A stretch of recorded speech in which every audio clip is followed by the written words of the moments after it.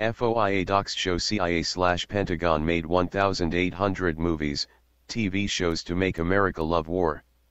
Newly obtained documents show the Pentagon and CIA have enormous influence over Hollywood. Its pro-war propaganda must be accepted or the government packs its assistants and goes home. By Claire Burnish, July 6, 2017. Hollywood magic doesn't percolate only in the minds of legendary producers and acclaimed directors to be brought to life on the big and television screens where actors' adept performances capture our imaginations. Rather, if the plot pertains to the military, it's more than likely the Department of Defense had a hand in the script. From Meet the Parents and America's Got Talent, to Cupcake Wars and Zero Dark 30, even Iron Man, Oprah, Patriot Games, and the James Bond thriller, Tomorrow Never Dies. If the production pertains to the war machine or surveillance state, it's a veritable guarantee government significantly influenced the final product. Censorship apparently reigns more supremely over Hollywood than we'd ever surmised. Nearly 1,800 movies and TV shows have borne the fierce scrutiny of the eagle-eyed Pentagon and CIA. In fact, according to documents obtained by Tom Secker and Matthew Alford for Insurge Intelligence, the DOD and CIA, and more frequently the NSA, don't take kindly to portrayal in a negative light, even when that well-deserved derision and criticism covers past exploits long common public knowledge. It may be better known how the Pentagon consults with Hollywood to ensure accurate portrayal of chains of command, military culture, proper use of equipment, and other obvious factors, but the DOD, it turns out, might as well pen the script, and, in many cases, that's exactly what happens. When applicable, films and television series must be rubber-stamped by the government. No seal of approval, no production. Most often, DOD Chief Hollywood Liaison, Phil Straub, grants the seal for productions where Pentagon guidance has been officially sought. Anything amiss would require rewrites and adjustments to accommodate the military's best interests. Instances where the two cannot come to agreement can mean scrapping the entire production, and it has happened before. Advertisement. Secker and Alford, who obtained more than 4,000 documents pursuant to a Freedom of Information Act request, which admittedly are not included in the report, write: if there are characters, action, or dialogue that the DOD don't approve of, then the filmmaker has to make changes to accommodate the military's demands. If they refuse, then the Pentagon packs up its toys and goes home. To obtain full cooperation, the producers have to sign contracts, production assistance agreements, which lock them into using a military-approved version of the script. Read more. Berlin in lockstep with U.S. Planning Center of Defense against disinformation ahead of elections. This can lead to arguments when actors and directors ad-lib or improvise outside of this approved screenplay. Lest there be any doubt, the DOD's weighty presence in filmmaking extends to the most picayune of details.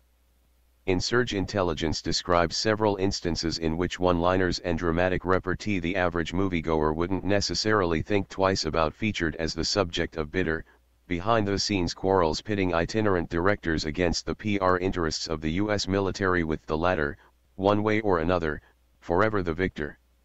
Tomorrow Never Dies provides a sound example, telling of the Pentagon's fastidiousness as it lords over the silver screen, but more so in the state's desire to remain a surreptitious influence.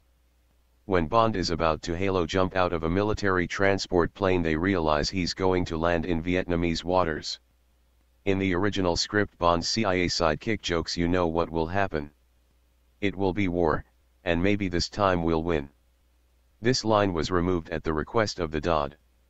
Strangely, Phil Straub denied that there was any support for Tomorrow Never Dies, while the preeminent scholar in the field Lawrence Suet only lists the DOD connection under unacknowledged cooperation. But the DOD are credited at the end of the film, and we obtained a copy of the production assistance agreement between the producers and the Pentagon. So meticulous, the world's most gargantuan military, even the ostensibly fictitious name of an operation to capture the Hulk in the eponymous 2003 movie had to be switched to Angry Man from Ranch Hand, because the latter is the name of a real military operation that saw the U.S. Air Force dump millions of gallons of pesticides and other poisons onto the Vietnamese countryside, rendering millions of acres of farmland poisoned and infertile. They also removed dialogue referring to all those boys, guinea pigs, dying from radiation, and germ warfare, an apparent reference to covert military experiments on human subjects. Past transgressions, no matter how publicly excoriated at the time, do not acceptable material for the Pentagon make. References to the Iran-Contra scandal ultimately sounded the death knell for a movie called Countermeasures, because, according to Strub in the documents, there's no need for us to remind the public of the Iran-Contra affair. Read more. Fax Force WA post to retract viral story on Russia hacking US power grid. It was all lies. Rather than risk summoning the specter of government indiscretion and corruption, production of countermeasures ceased. The majority of the documents we obtained are diary-like reports from the entertainment liaison offices, which rarely refer to script changes, and never in an explicit, detailed way. Secker and Alford write, adding so many documents remain undisclosed, it would be impossible to evaluate the extent of military censorship in Hollywood. However, the documents do reveal that the DoD requires a preview screening of any project they support and sometimes makes changes even after a production has wrapped.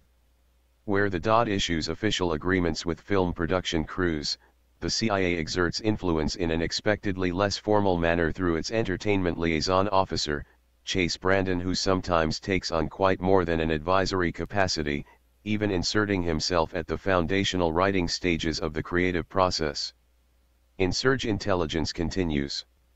Brandon did this most prominently on the spy thriller The Recruit, where a new agent is put through CIA training at the farm, an obvious vehicle for inducting the audience into that world and giving them a glimpse behind the curtain. The original story treatment and early drafts of the script were written by Brandon, though he is only credited on the film as a technical advisor, covering up his influence on the content. The Recruit includes lines about the new threats of the post-Soviet world, including that great villainous justification for a $600 billion defense budget, Peru, along with rebuttals of the idea that the CIA failed to prevent 9/11. And it repeats the adage that the CIA's failures are known, but its successes are not. All of this helped to propagate the idea that the agency is a benevolent, rational actor in a chaotic and dangerous world. Why all of this matters comes down to censorship and propaganda. These are top government entities privileged with unhindered access to Hollywood, the result amounting to pro-war American exceptionalism, bereft of wrongdoing anywhere on the planet, where past wrongs vanish and a US agenda can do no wrong. And that's at least problematic. Hollywood beckons those weary of ordinary life, wage slavery, debt, eviscerated freedoms, all of it, gone, for a pricey ticket.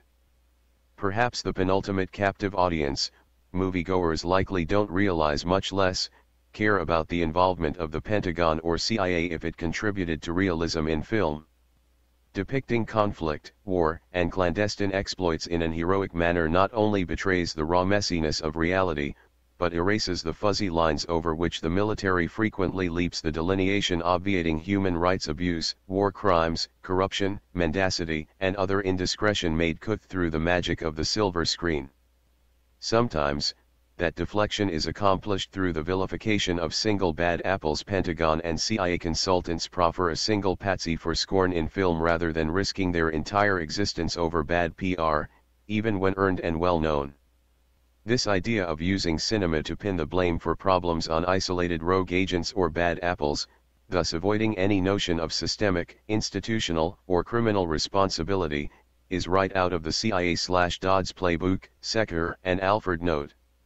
Notably, it isn't as if the military and CIA act in an official capacity as censors. Producers would be free to nullify their cooperative arrangements and receive no assistance, but that so many eagerly adopt government strictures and edits to see production completed indicates a power unfettered in Hollywood. Glorification of war must be achieved with constant bombardment in advertising and the news to keep recruitment viable and service an appealing option, lest the Pentagon be unable to cull order followers from freer thinkers among us. Because, in fact, war isn't glorious. It isn't glamorous. It isn't a series of epic battles between wholly honorable soldiers fighting cold-hearted villains at the behest of dictators whose only goal involves the crushing of spines. War is ugly, impossibly complex, gruesome, duplicitous, savage at times even from the sterility of a drone control room, the bombs fall on human beings, an interminable list of innocents killed by soldiers from every side fighting their various politicians' wars can attest to its abhorrence. And if you know that, you're less likely to enlist, less likely to approve military escalation, less likely to protest a war in this patriotic wrapping and festooned with a ribbon of tradition. War and spy games come to life on the big and little screens, portray adventure, intrigue, drama, and suspense, but they are not real life no matter how authentic the Pentagon affirms their details.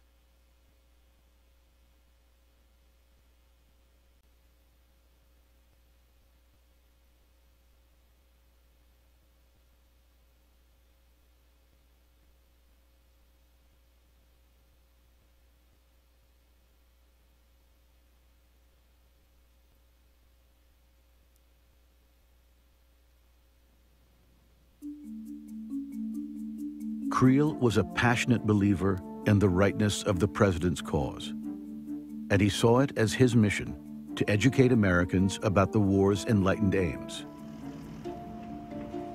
His Committee on Public Information, the CPI, began in tiny quarters, but was soon bursting at the seams.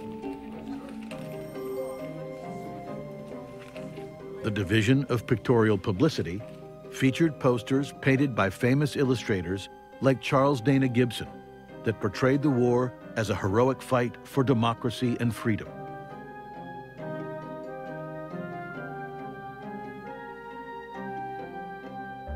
Pamphlets called loyalty leaflets and the Red, White, and Blue series were printed by the millions in 14 different languages, explaining the principles the country was fighting for in simple terms that every American could understand.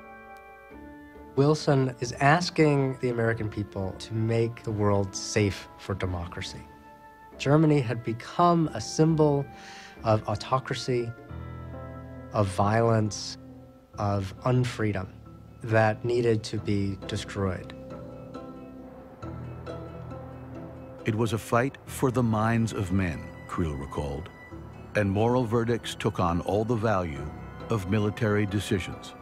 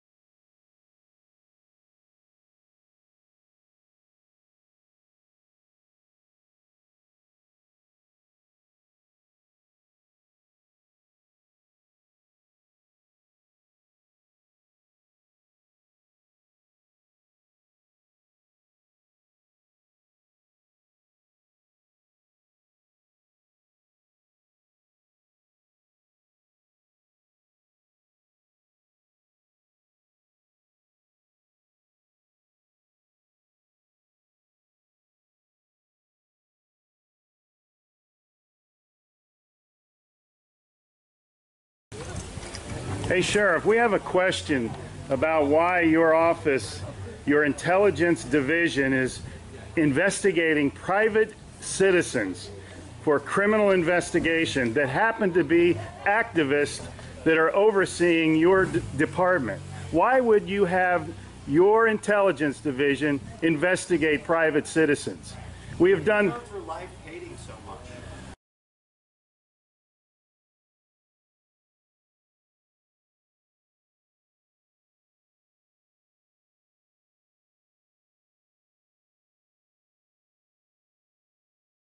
Sir, we don't hate anyone. We love freedom and we love American people. And government is out of control. That's why you're seeing such a revolt nationwide. Why can't you just answer, why is Susan Edwards, your intelligence division, investigating private citizens? This should not happen. Are you here to apply for a job?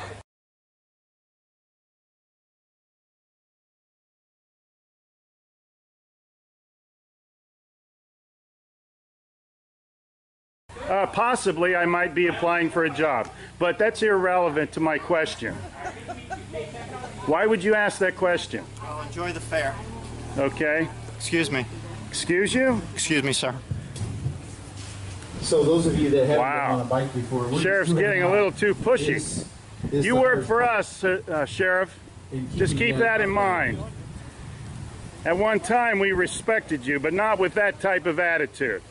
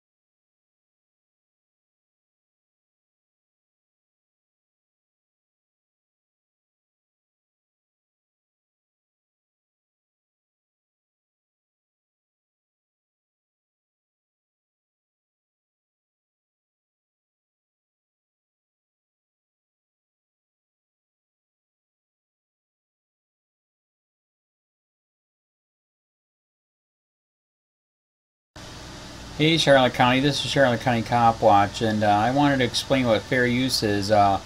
You can use pieces of news articles if you're doing it for news reporting, you have commentary, and you're doing it for education purposes. So that's what fair use is, as you can see right here. Another reason why I wanted to make this video is to let you know I have just joined with Patreon. A nice thing with Patreon, I make no money on YouTube. They took the money away years ago, and so this is another way to give, and it's a nice thing too because you can give monthly. You can give $1, $5, $10, whatever. I do 4 to 5 hours a day on trying to wake the sheeple up on how corrupt it is and different ways that you can fight the corruption. So Patreon is a way that you can do it, and then of course the old way is still there. Donate to Charlotte County COPWATCH with PayPal or credit card. So keep that in mind. 4 to 5 hours a day. I make no money, but the corruption happened to me and I'm sick of it, so I'm trying to wake people up. But my wife would love it if if we could get some help out there. There's 47,000 subscribers. Just think if each one of you subscribers just gave let's say actually yes, $1 a month. 47,000 subscribers gave $1 a month. That would be awesome. That's not going to happen. But anyways, that would be great if it did happen. But do the math in your head. Just think about it. Like I said, 4 to 5 hours a day. I get no money from YouTube. YouTube has gone nuts. You can't do anything anymore. They're taking the money away everywhere. So these are a couple different ways that you can still help out with all this time that I put in. And as you know, I'm in a special situation where, at least I can do it. 4 to 5 hours a day. We have a cleaning company during the day. That's what allows me to do this, and we're debt free. So this is my hobby. I don't go fishing and all that other crap. I try to save the world. So help me out to make the wife happy, man. In fact, if you guys did give $1 a day, and there was 47,000 of you, and you did it, and each of you gave $1, And that was every month. Oh my God. Yes, I could quit. I could start suing them. Another idea too that we have is, you know, if I got, you know, some funds, we could actually contact everyone that has been ticketed and or arrested and put in jail and start sending them postcards to let them know we're here and to see if everything went all right, and if it didn't, find out their story. So we could even do more investigations and more lawsuits. Lawsuits take money. So just think about that. You know, 47,000 of you so far right now. You know, $1 a day. I mean, $1 a month on Patreon, or $5 a month Patreon, 10, 20, whatever. Just do the math in your head. Help out. This is a lot of work every single day. Thanks.